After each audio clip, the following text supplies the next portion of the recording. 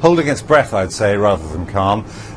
The funerals are due sometime afternoon, either after the noon prayer or a little bit after that, and the plan for the Muslim Brotherhood is to stage demonstrations from the funerals. So I think feelings will be quite elevated, and I think the chances of more trouble certainly exist.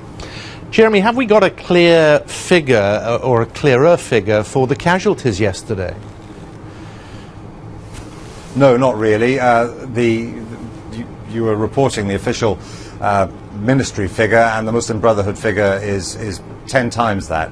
So it's hard to say, but certainly in terms of reporters going around various improvised mortuaries, I think that we can say that it was certainly in the hundreds. And whatever the precise casualty details, the fact is that the actions of the military show that they have effectively given up the idea of a political process, if they ever had that idea. When they ousted President Morsi, they said that they would work very hard to re-establish democratic institutions as soon as possible. But now there's at least a month of this emergency law. Now, in the Mubarak years, Egypt was governed for 3 decades under an emergency law. So the fear now is not so much about democracy, but that the security state might well be returning, the state that was overthrown in January, February 2011. So how will history judge what happened yesterday? Is that the moment a civil war began? It's too early to say that. A civil conflict exists, definitely. Whether it escalates into a civil war is another matter. It may be that violence might be more episodic than that, but I think that what's absolutely certain is that the two sides in Egypt here are still bent on a path of confrontation. There is no middle ground available for anybody who wants to try and get them together right now.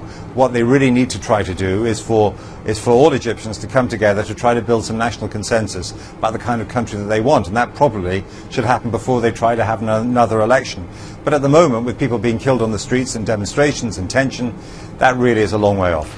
Is there a role for the international community to play, or are they effectively unable to get involved with this? Well, in the end, I think a solution will come from Egyptians talking to Egyptians, and there's been a European delegation here, the Americans have been here, and they're trying to use the influence that they have. And in the case of the Americans, it's really quite considerable, potentially, and that is they give $1.3 billion of aid, most of it military, to Egypt every year. So they effectively bankroll the army. They have close relations, therefore, with the Egyptian army. This has been going on for 30 years, this level of aid. And so, as a result of that, they could threaten perhaps to turn off the tap.